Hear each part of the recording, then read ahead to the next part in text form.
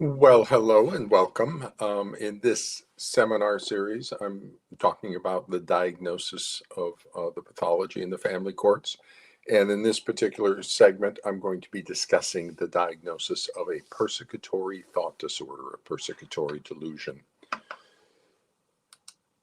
So, to begin with, just to describe what a persecutory delusion is, a delusion is a fixed and false belief that's maintained despite contrary evidence. So there's several parts of that. It's a false belief and it's maintained despite contrary evidence. And we'll be presenting the contrary evidence during the assessment to see how the person processes that information. The delusion is considered within a category called a thought disorder. And there's various types of thought disorder. This is a particular type. It's a delusion. It's a failure in linear and logical reasoning system of the brain. That's the frontal lobe executive function systems. So basically what we're going to do is a sweep of the linear and logical reasoning system of the frontal lobe to pop the delusion out right in the session there. And in this case, it's going to be an encapsulated delusion. And that means it's a limited scope delusion. So it's not interfering with a lot of the person's life, and it's not a broad kind of false belief, but it's very limited to a particular situation. And so to diagnose a delusion, the first thing that's necessary is it must be a false belief. So that's going to be the first aspect of determining whether or not we have a delusional disorder. The second part is that it's maintained despite contrary evidence. So we're going to look at the degree of conviction in that belief. If there's doubt or if the person firmly believes it, then we'll present some contrary evidence and see how the person processes that contrary information. So a delusion is a type of disorder. It's a problem with linear and logical reasoning. And for the normal people who process information normally or within a normal scope, we tend to follow the evidence to reach our conclusions.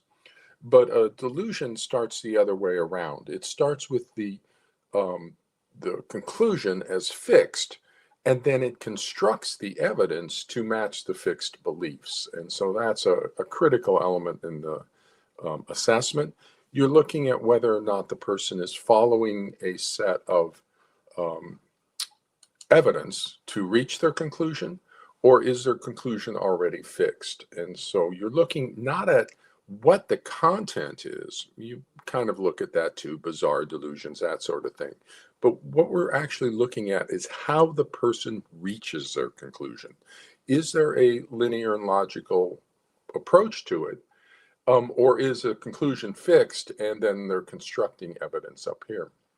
And then when we present the contrary evidence, we'll want to see them sort of processing that evidence to reach their conclusion.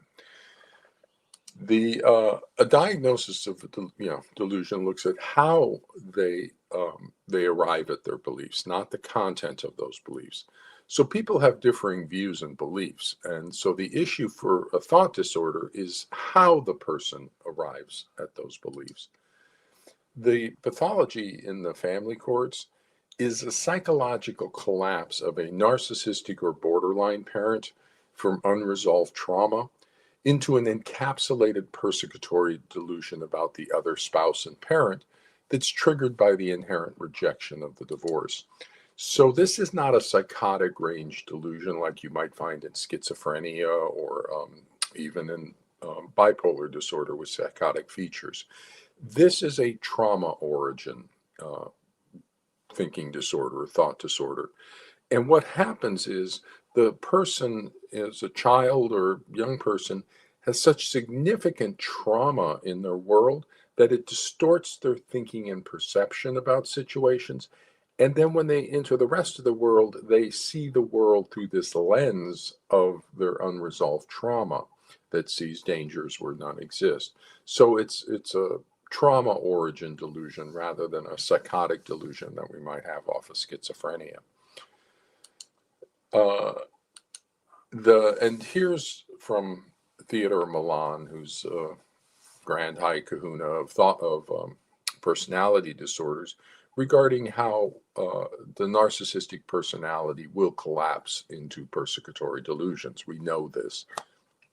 So Milan says that under conditions of unrelieved adversity and failure, narcissists may decompensate into paranoid disorders.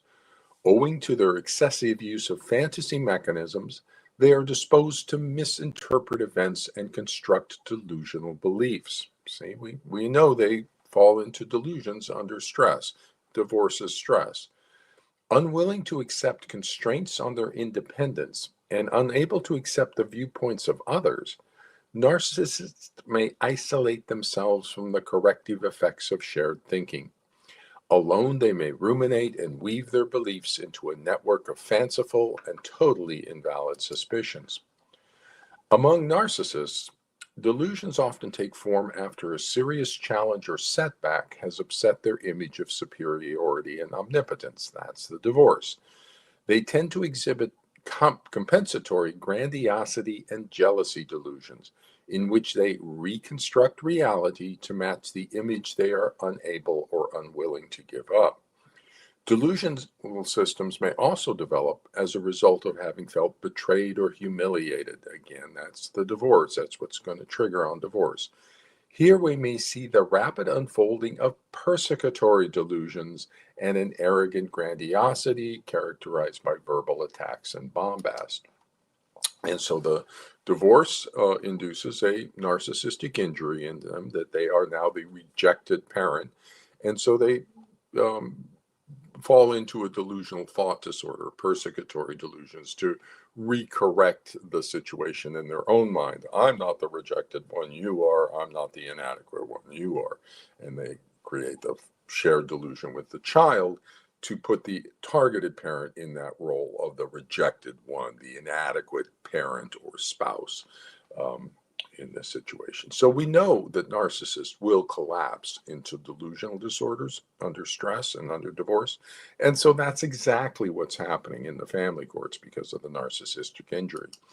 Now, as for the borderlines, the term borderline actually comes from on the borderline between neurotic and psychotic.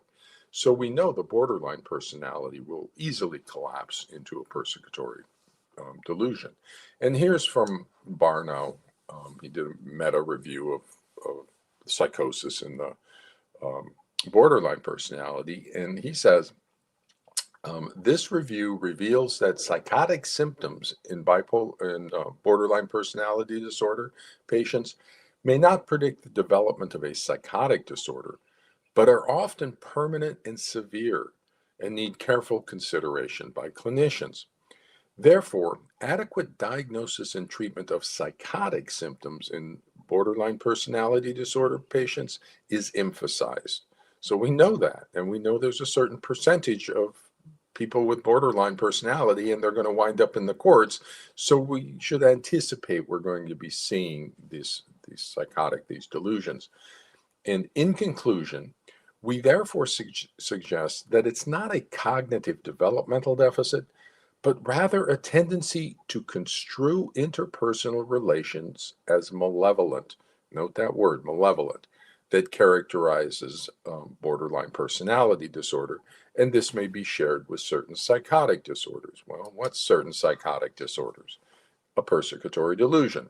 Here's the definition of a persecutory delusion from the American Psychiatric Association. Persecutory type: delusions that the person or someone to whom the person is close, i.e. the child, is being malevolently treated in some way. Okay, you Google malevolent, it's having or showing a wish to do evil.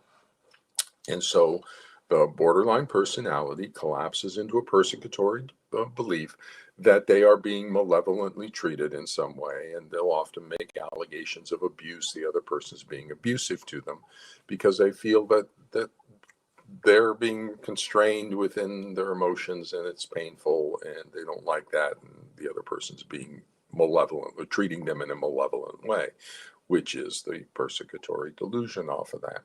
And so one of the features as we're doing the assessment of the pathological parent, or the child who has a shared delusion, is we'll want to look at whether or not they believe that the targeted parent has a wish to do evil to them. Okay, and is that a false belief, or does the targeted parent have a wish to do evil? We'll talk about that in a second. But we're going to be looking at that component. Does the parent believe that the child is being malevolently treated in some way by the targeted parent, and that does the child share that belief system? So, for the family court pathology, for the persecutory delusion, we're going to be looking at the allied parent. And so, does the allied parent have a fixed and false belief, a delusion, that the child, someone to whom the parent is close, is being malevolently treated in some way by the targeted parent? And then for the shared delusion, it's does the child also have a fixed and false belief, the delusion, that the child is being malevolently treated in some way by the targeted parent? So here's a description of a shared delusional disorder, shared psychotic disorder from the American Psychiatric Association.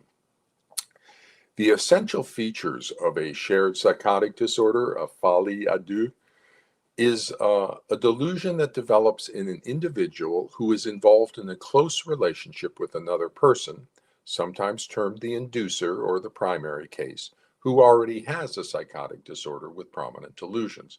So what we would be having in the family courts is the allied parent has a persecutory delusional disorder persecutory type, and they're in a close relationship with the child.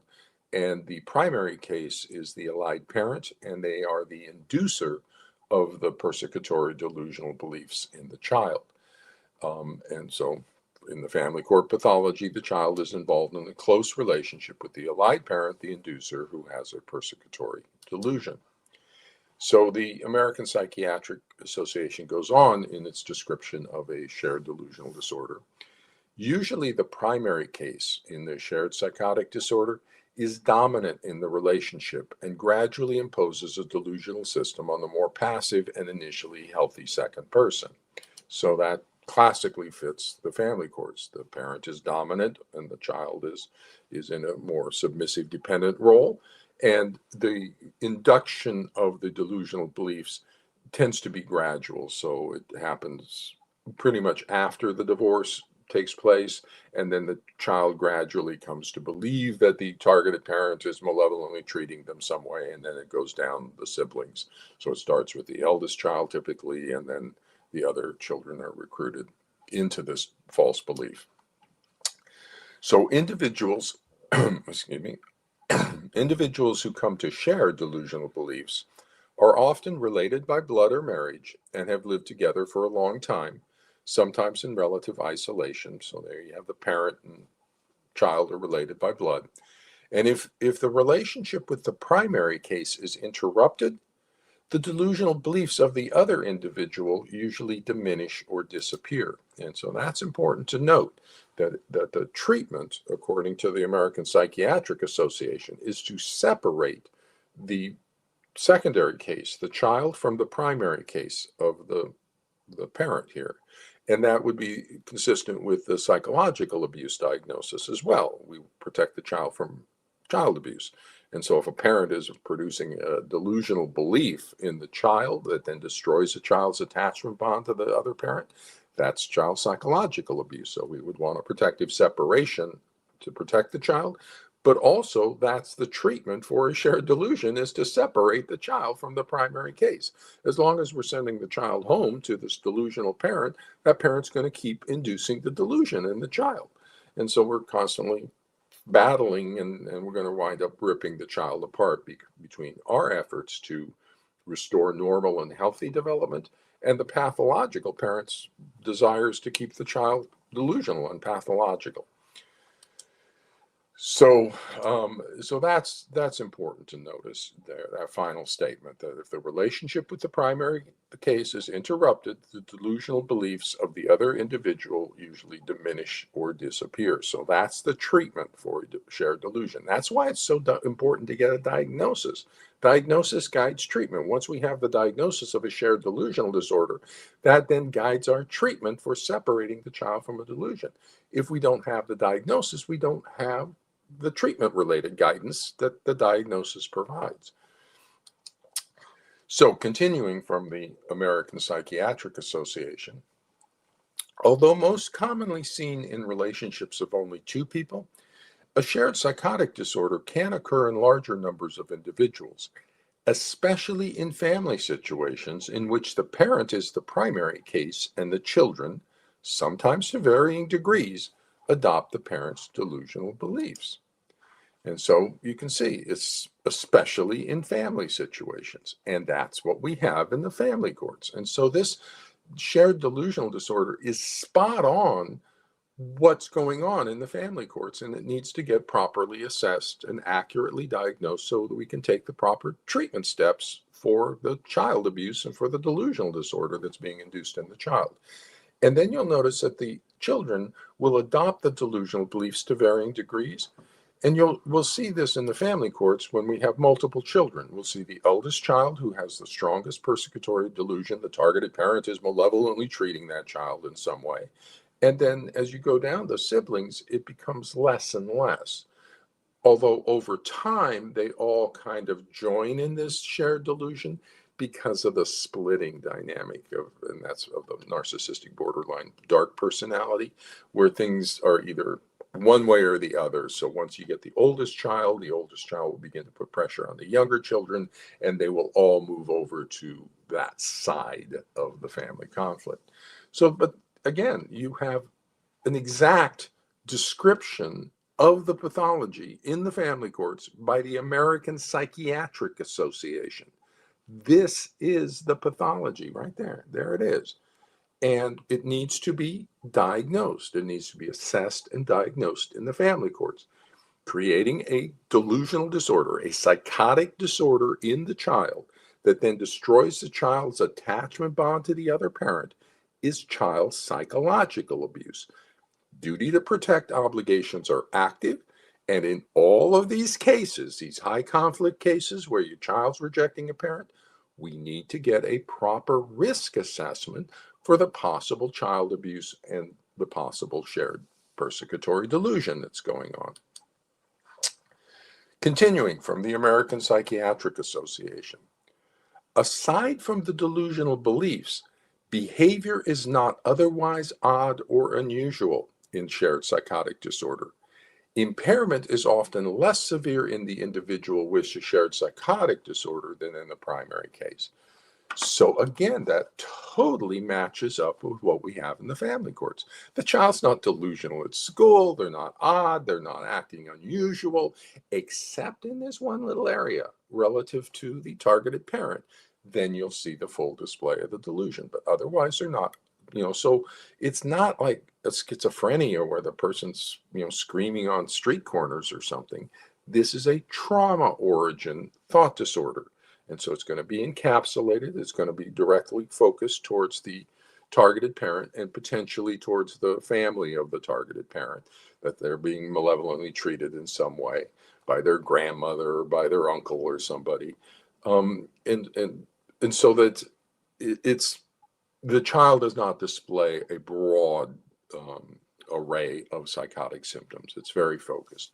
And then the child's symptoms will tend to be less so than the parent. So on the assessment, when we're doing the assessment, I typically recommend meeting first with the allied parent to hear all the concerns of that parent, because the differential is possible child abuse towards the targeted parent. So I want to hear if there's targeted abuse, but I also want to do the mental status exam of running down and seeing why they believe the child is being malevolently treated in some way by that parent. Is there evidence to support that, or is it constructed evidence? But I will also tend to see a stronger belief in that malevolent treatment in the parent than I will in the child. Not always. The parent will sometimes, a allied parent will sometimes display as unknowing. I don't know why the child's rejecting the other parent, because they're trying to manipulate everything and appear that I'm not inducing this. I have no idea. And that's when that happens, I will challenge the parent and say, wait a minute, you have a possible child abuse here. Your child's trying to get away from the other parent, and you have no idea, no curiosity as to why the child's doing this. That doesn't make sense to me. So, and then here's from the American Psychiatric Association about the course, the expected course of a shared delusional disorder. Without intervention, the course is usually chronic because this disorder most commonly occurs in relationships that are long-standing and resistant to change.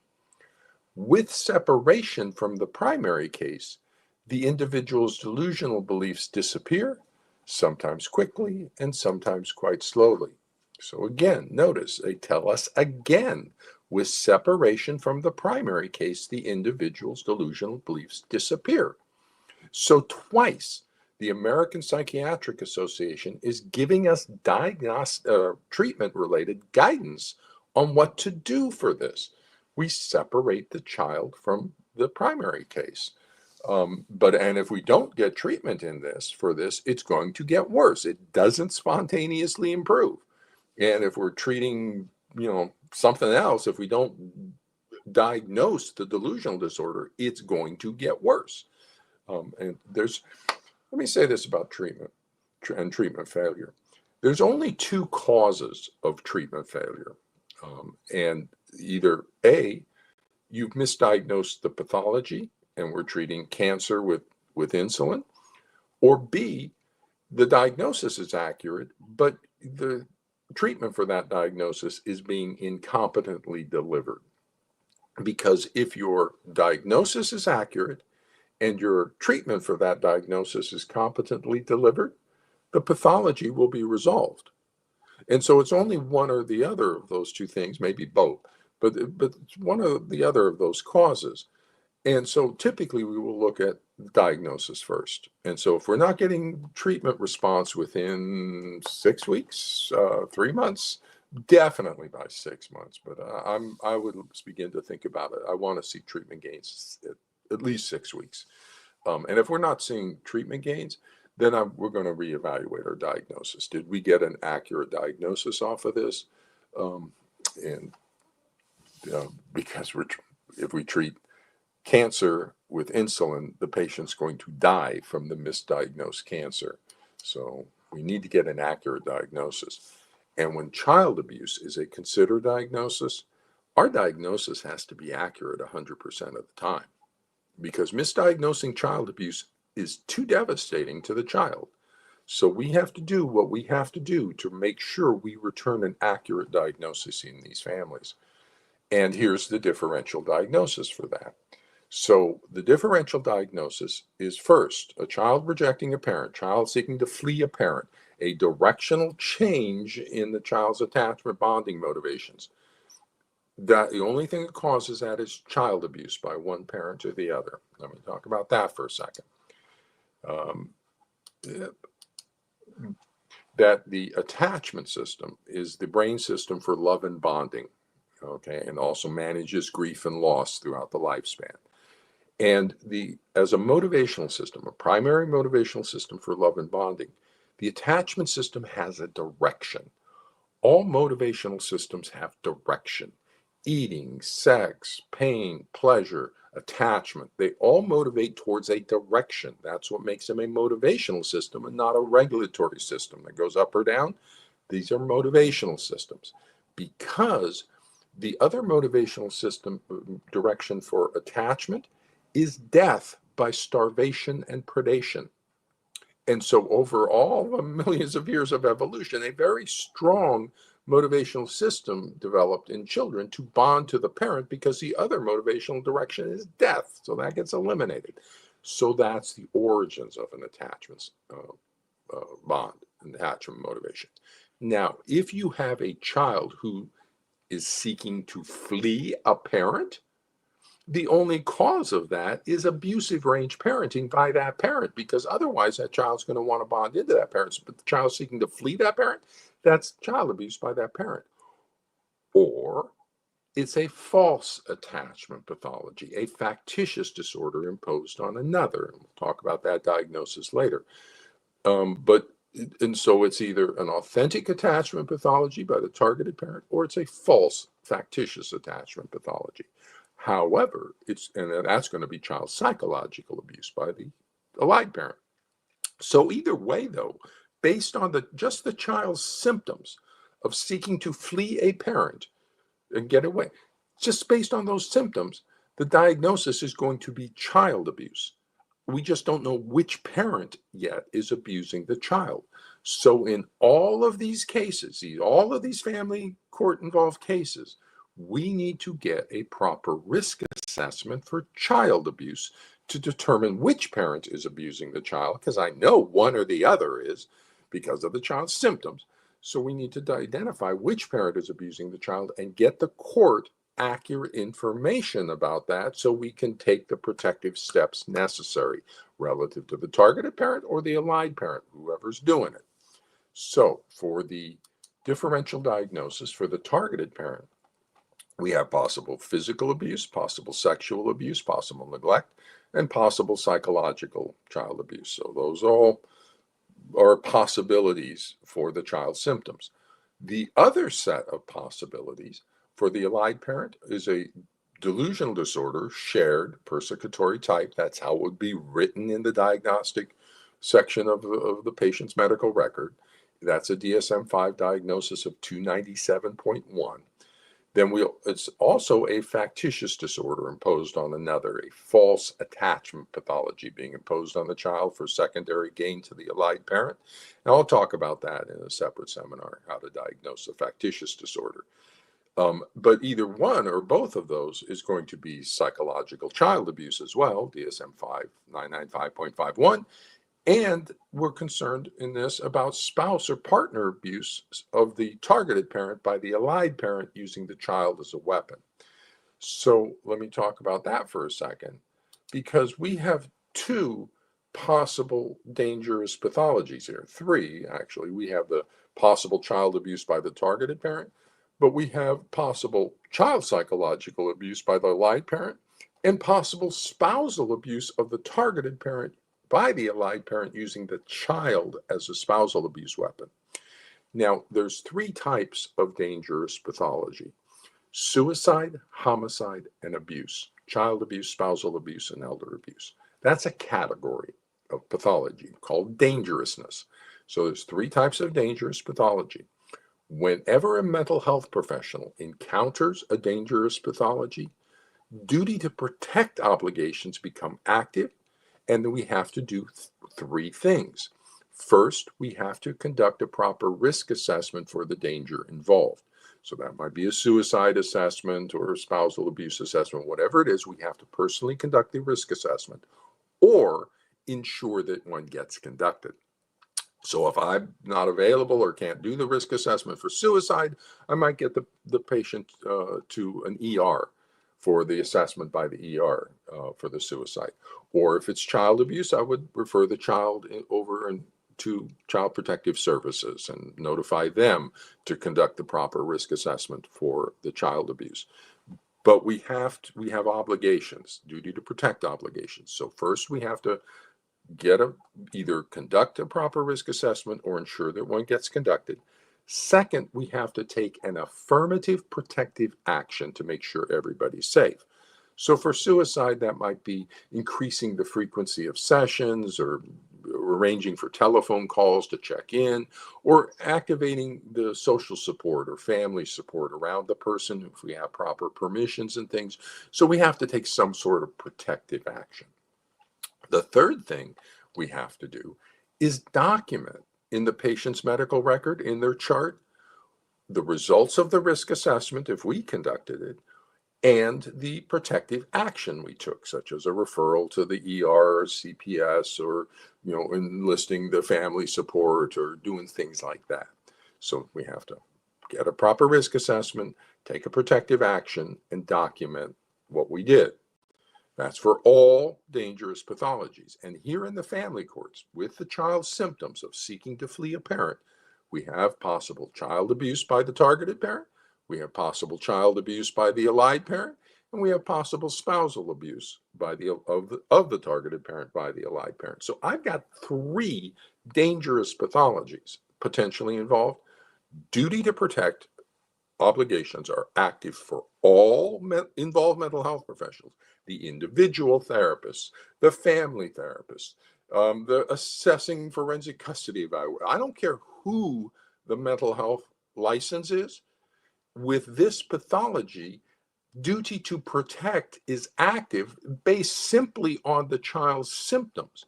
So if the individual therapist is not going to personally conduct the risk assessment for possible child abuse by the targeted parent, possible delusional disorder by the allied parent, possible spousal abuse of the targeted parent by the allied parent using the child, if the individual child therapist isn't going to assess for that, they still have an obligation to make sure that assessment gets conducted, such as writing a letter to the court saying, I'm worried about this situation. We need a larger, broader assessment on this situation because it's not my role as a child's therapist to meet with all the family.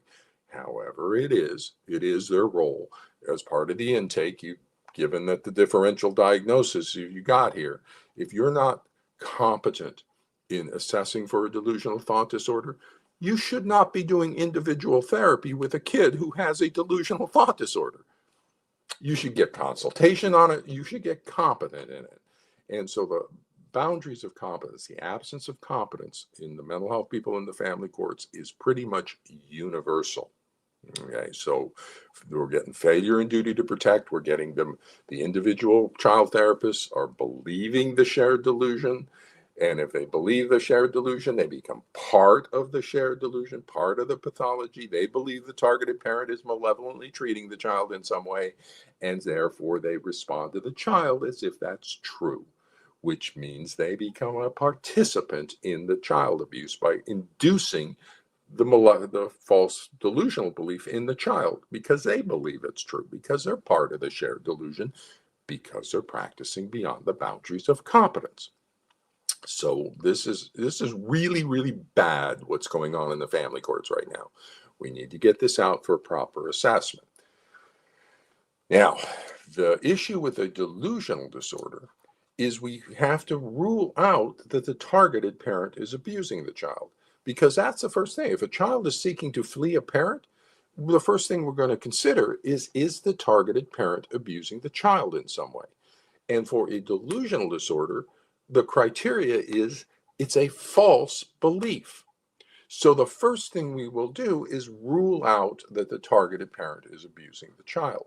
And that's typically where I do in my first session with the allied parent.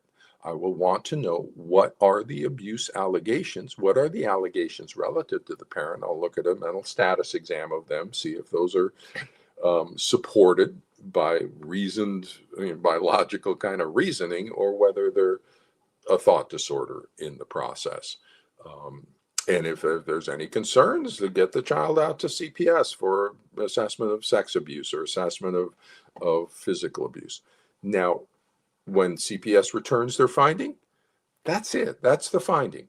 Okay. If they find yes or no, that's the finding. If they find in the middle and say maybe we don't know, then it's still an open question. But if they decide yes or no, that's it.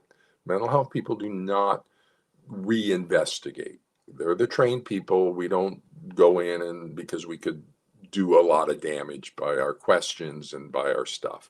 So we get it out to a proper assessment by CPS for physical, sexual, or neglect abuse. Psychological abuse is not a mandated report because it's too complex for CPS. So that requires then, it's still a dangerous pathology. So then the mental health professional has to conduct the proper risk assessment for child psychological abuse. If that's a concern for the targeted parent, are they excessively angry and critical and mean of the child and sort of things? Or is it a persecutory delusion being created by the allied parent, the narcissistic borderline parents collapsing into delusional beliefs and creating that shared delusion in the child? Is it psychological child abuse by that parent? So we need to do that proper assessment in all these cases. But now, if we can rule out, when we rule out the persecutory or the authentic child abuse by the targeted parent, now we move over into the assessing the delusional thought disorder. And the assessment for a delusional thought disorder is called a mental status exam of thought and perception. That's the sweep of the frontal lobes, the linear logical reasoning system of the frontal lobes. And it's a skill set. You have to learn how to do a mental status exam of thought and perception. So the diagnosis of a thought disorder is not based on a history. It is an affirmative diagnosis. We are seeing the delusional thought disorder in our session based on the mental status exam. That the delusion is elicited during the clinical interview session through the mental status exam of thought and perception. So here's from Martin a description of the mental status exam of thought and perception. The inability to process information correctly is part of the definition of psychotic thinking. How the patient perceives and responds to stimuli is therefore a critical psychiatric assessment. Here we go. Does the patient harbor realistic concerns, or are these concerns elevated to the level of an irrational fear? Is the patient responding in an exaggerated fashion to actual events? Or is there no discernible basis in reality for the patient's beliefs and behavior? So that's what we're going to be looking at with the mental status exam of thought and perception. So here's like the 3 criteria from Martin there. Does the child harbor realistic concerns about the targeted parent, or are these concerns elevated to a level of irrational fear? Okay, if they're realistic concerns, that the child's being malevolent, then that's child abuse by the targeted parent. If they're not realistic concerns, then that's a persecutory thought disorder created by the allied parent. Is the child responding in an exaggerated fashion to actual events? And that's typically what happens in the family court situation. There'll be some sort of thing, and then the child reacts and expands it into unrealistic proportions. And is there no discernible basis in reality for the child's beliefs and behavior? So the targeted parent is normal range, and everything's normal range. They do not represent a danger to the child, but the child believes they do. There's no discernible basis in reality for the child's fears that they're being malevolently treated in some way. So here's the process of the sweep of the linear logical reasoning system, because I've been trained. Let me say this too. I was trained for 12 years at the UCLA project on schizophrenia in the diagnostic assessment of delusional thought disorders, as well as other symptoms and psychotic symptoms, but also in delusional thought disorders. For 12 years, I was trained annually to diagnostic reliability, 90% reliability to the head of the Brentwood UCLA VA diagnostic unit, Dr. Ventura and Dr. Lukoff, who are also the authors of the brief psychiatric rating scale I'll talk about in a second. So I know how to assess for delusional thought disorder, and that's what I'll be describing here, how to sweep the frontal lobes of the executive function system. So for linear logical reasoning, what you'll see is the person moves from idea to idea, and those ideas are connected by some sort of logical reasoning steps. For what we're looking for is what's called emotional associational thinking. That's the alternative. So it's either linear logical reasoning or it's emotional and associational thinking. And what you'll find with that is the person will start by making these logical connections, but the moment they hit that emotional trigger, they'll pop sideways into this emotional associational thinking. It's not logically connected. It's connected by association to their emotions. And you can, as you're going through step by step, boop, they pop off to the side. So that's what you were looking for in the diagnostic assessment. Is it linear logical, or do we hit that trigger point and it pops sideways? Now, so you start with, what is the evidence for a belief?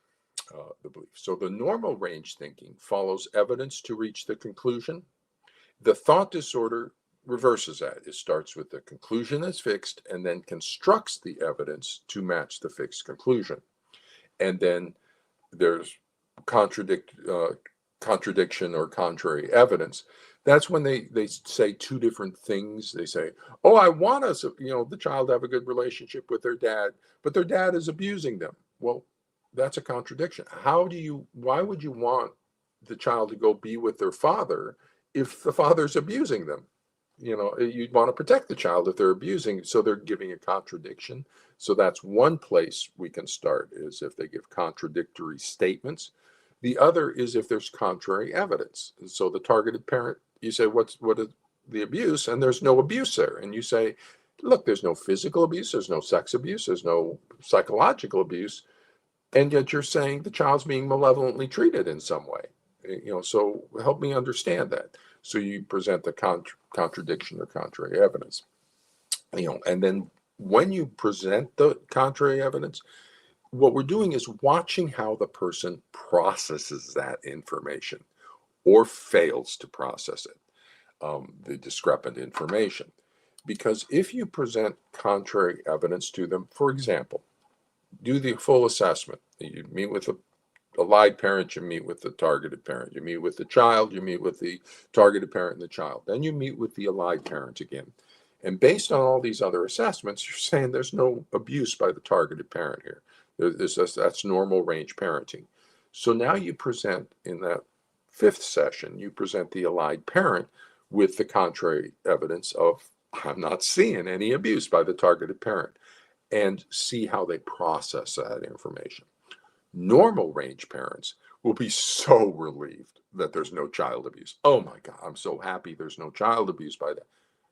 A pathological, narcissistic, borderline dark personality will not be relieved, and they will not believe you. They will hold on to this fixed and false belief, maintained despite contrary evidence that the child is being malevolently treated in some way. And you'll see them respond with almost an obsessive fixation at that point. And I'll talk about that later, in things. But they need to adopt the role of a protective parent to deal with their own trauma triggers and stuff.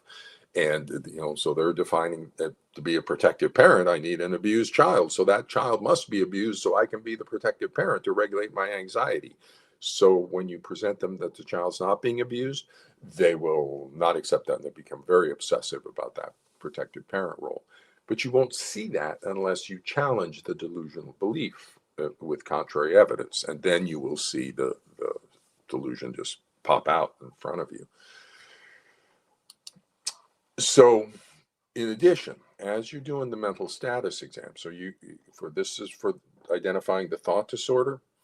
So what you want to do is, when the person triggers on that associational thinking and you get that emotional association over to this new line of thinking, associational emotional thinking, you want to stop that from happening. And you want to contain them within a linear logical line. And that's going to put pressures on their psychological defenses. Because when they hit that emotional triggering point, their anxiety goes up a lot. And so that's where it pops it out into the associational thinking of, oh, the child's being abused and everything's happening based on this trigger within them. And so if you contain that and don't let them vent it into this delusional belief system, that's going to contain that anxiety within them. And that's going to start collapsing their defenses. And so when they do that, you pop them back in and say, wait, that's not in line here. You're not. And so you get them back on linear track, and they try to pop off again, and you keep them on a linear track. And so this is, attorneys in the family courts can do this on cross-examination. Okay. And at some point I'll teach the attorneys in the family courts how to pop a delusion out on your cross-examination, because your lines of questions are so linear. And you can get the court reporter to read back what they said before, and you're non-responsive to the question. Listen to the question. This is a question, and you keep them on a linear track. You will keep that anxiety contained, and that will collapse their defenses, and boop, out pops the delusion right in your session or in your cross-examination. And so preventing the emotional escape into associational thinking will collapse the person's defenses. And what you will then get out of the person is flight or anger. So if you're holding them on a linear line and that anxiety is getting too much, they will either attack you and say, I never said that, and you're putting words in my mouth, and they will get very aggressive about staying on a linear logical line and things. Or they will just get up and walk away. They will just leave because the anxiety is too high for them. And if you don't let them defend against it by this associational thinking going into their thought disorder delusions, then they will have to escape the situation. So they either escape it by pushing you away or by actually walking away. And if though they remain in that situation and you keep them contained within a linear logical line and don't let them escape, the next you'll collapse them down beneath the contradictions and the thought disorder, and you'll collapse them into a mild dissociative state.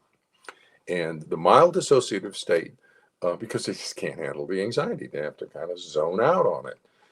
This is trauma disorder. So you get that mild dissociative, and that will show up when they start to say, what? You ask them a question, they go, what? And what? They cease to comprehend the nature of the question. So sometimes you break it down into nice little pieces, if you want, of the question, and give it to them in small pieces, and then watch, they won't be able to process even the small pieces. They'll also say, I'm confused. I'm confused. Wait, what? I'm confused. Those are symptoms of a mild dissociative state because you're keeping the anxiety inside and they have to get away from it. So if they can't get away in the delusion, or if they don't get away by escaping or by getting you to back off, they will mentally escape from it by becoming confused. And what? I'm confused. And occasionally they'll just zone out. I've seen that on a couple of occasions where you collapse it into the situation and you'll see the person's eyes just sort of blank over. And they won't say anything. They won't respond. They just kind of go blank. And then you ask them the next question and boom, they're right back again. Now, typically for a mental status exam, when I'm conducting one for a delusion, I won't collapse the person into dissociative state. I get the delusion, I see it, I pop it out, I get it, and then I've seen what I need to see. But if you want to collapse it down all the way to the dissociative state, you can do that. Just keep them on a linear logical line. Don't let them associate out into their defense of their persecutory delusion. Now, once the delusion has been identified and confirmed, then allowing the associational thinking will display the delusion and its features. So once it pops out and you've got it, by allowing the associational thinking, you'll provide an opportunity to assess the nature, scope, and the features of the persecutory thought disorder. So when I'm conducting a mental status exam for a delusional belief, I'll take it in, I'll get down, and I'll do typically 2 or 3 times. I'll pop it out and see the associational thinking over delusions, hold it back in, and get a little defense. Okay, so I've got it now. I see that. Now I will allow them to move into their delusion. So I'll ask them again. They'll just pop in and associate out, and I'll let them do that. And then I will ask them about their concerns and their fears. And as they're giving me that, they're giving me the delusional characteristics. And so I can see just what they believe, how severe is it, how crazy is it, what's the extent and nature of their delusion. And so first identify it, then draw it out right in the session. So it's not based on history. I'm actually looking at the delusion in the session, which is why we can rate the quality of the delusion using something like the brief psychiatric rating scale. And now here's the final statement from Martin regarding the mental status exam of thought and perception. Now, there's different mental status exams. There's one for language, there's one for memory, there's, spell the word world backwards. That's one of the questions on the mental status exam for memory. There's mental status for attention, for emotions, for various things. This one is for thinking and perception. So this is a frontal lobe logical reasoning system. Of all portions of the mental status exam, the evaluation of a potential thought disorder is one of the most difficult and requires considerable experience. The primary care physician will frequently desire formal psychiatric consultation in patients exhibiting such disorders. I agree. That's why I had 12 years of training. We would watch 10 videotapes that Dr. Ventura had filmed the previous year, and we'd have to match his ratings on all the symptoms as a gold standard for that, to a 90% reliability. So yeah, it's difficult. I just explained how to do that. But if you don't know, if you're not experienced with popping a delusion out in your session and seeing the associational thinking and seeing what's going on with that, then you don't know quite how to conduct one. Okay, and you're kind of flailing about a little bit, which is a little uncomfortable, flailing about in somebody's psychology if you don't know what you're doing. So it requires considerable experience, and oftentimes for most mental health people, if you're dealing with a thought disorder, you want to get it out to somebody who can assess for a thought disorder. Typically that's psychiatrists. Typically they work in schizophrenia and delusion. You won't find anybody in the family courts who can do this, because that's not what they do. They're working with, whatever they're working with. The incompetence in the family courts is pretty severe. So you won't find this in the family courts. So what I recommend, people, I am competent. I recommend that the mental health people who are doing these assessments get a hold of me and consult on how to do this, how to do the interview, and how to assess for a thought disorder. Or that my typical recommendation is that the court appoints somebody to do the assessment and let each parent litigant appoint a second opinion consultant on that. And so if the targeted parent then appoints me as their second opinion consultant through telehealth, I'll be sitting in the session and I can do the mental status exam in coordination with the therapist who's actually in the room. We can talk about it ahead of time. We can do it, and we can pop the delusion out if it's present. Or if it's child abuse by the targeted parent, I've worked foster care. I know child abuse. I can do, assess for child abuse by the targeted parent if that's what's happening. But if it's not, then let's get an assessment. So that's what I typically recommend, that the court appoint somebody to conduct the assessment, and that each parent litigant appoint their own consultant. So we might wind up with a 3-doctor panel. That's like a 3-judge appellate panel. I guarantee if you get 3 doctors on this, 2 in telehealth and 1 in the room, the court's going to get a good report. And then the court can look at all that and make its decisions about child custody and what to do off of that. So that's typically my recommendation for things. But look at me, I'm an old guy. I'm not going to be here forever. So we have to build capacity out there. So yeah, it's one of the most difficult. Yes, that's true. Requires considerable experience. Yes, that's true. And they will typically require or seek consultation. Yes, that's true. And so we need to alter how we're responding to the pathology in the family courts. Now, this is from the National Academy of Sciences, Engineering, and Medicine in a paper they wrote called Improving Diagnosis in Healthcare. And it's about second opinion consultation, because that's what we do in healthcare. That's what doctors do to improve our diagnosis, to return an accurate diagnosis, because we need an accurate diagnosis for our treatment plan. We consult. You go into the doctor and say, "Doctor, this hurts." And the doctor says, "Let's get you an orthopedic consult." Boom, right away. And that's what we do throughout healthcare. That's what we need to do here. Any diagnosis returned into the legal system is going to be a disputed diagnosis. And the appellate system for a disputed diagnosis is second opinion. So we know it's going to, so let's get a second opinion through telehealth. So here's what the National Academy of Sciences says. Clinicians may refer to or consult with other clinicians, formally or informally, to seek additional expertise about a patient's health problem. The consult may help to confirm or reject the working diagnosis, or may provide information on potential treatment options. Clinicians can also recommend that the patient seek a second opinion from another clinician to verify their impressions of an uncertain diagnosis, or if they believe this would be helpful to the patient. So the threshold is really low. If you believe it would be helpful to the patient to get a second opinion, refer to a second opinion, recommend a second opinion.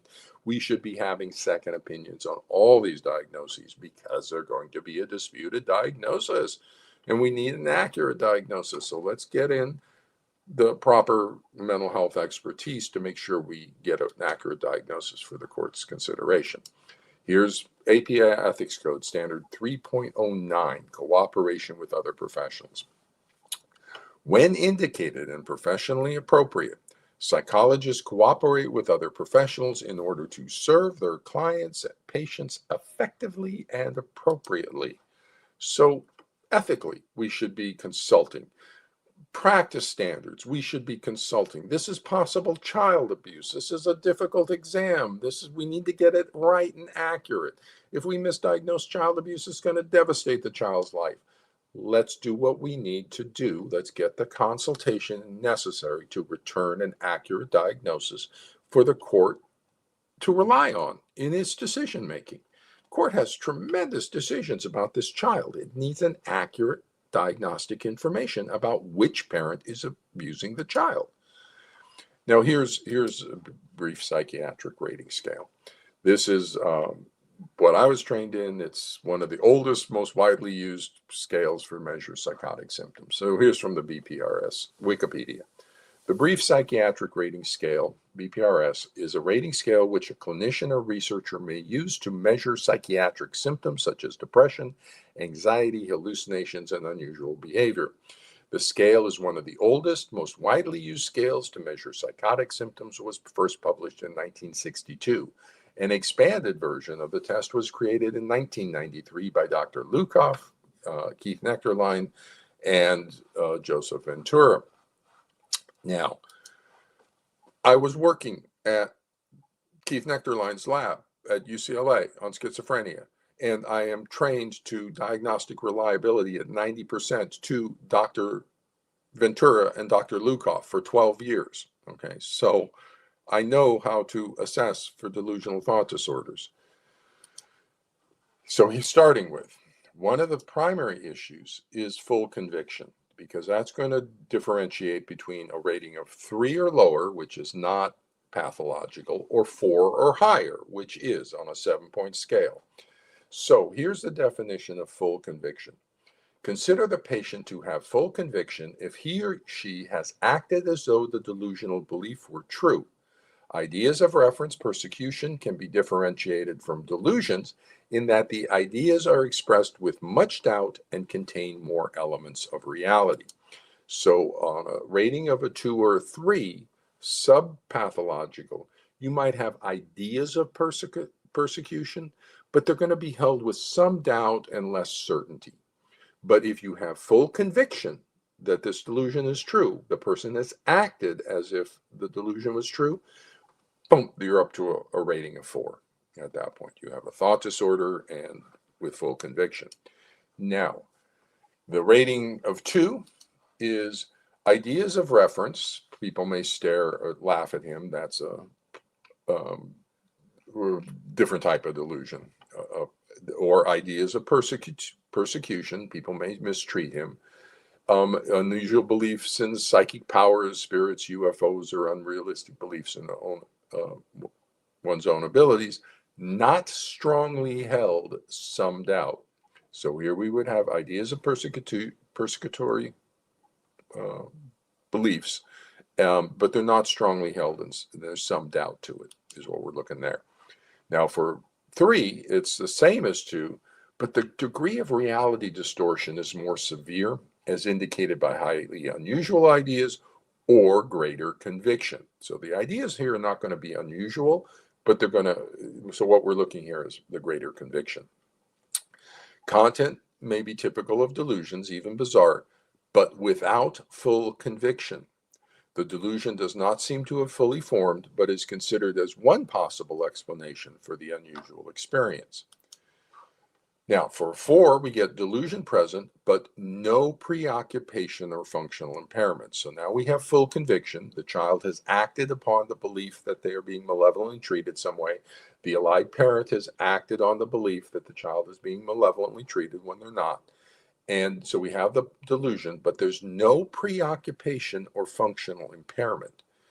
And it may be an encapsulated delusion or a firmly endorsed absurd belief about delusional circumstances. However, in the family courts, we do have functional impairment in the family relationships. It's destroying the child's attachment bond to a parent. And we typically have a fair degree of preoccupation in the child and in the allied parent. So it elevates it up off of a 4 to a rating of 5, a moderately severe persecutory delusion.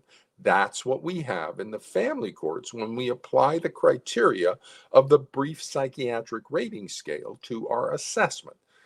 Full delusion present with some preoccupation or some areas of functioning disrupted by the delusional thinking. That's what we have.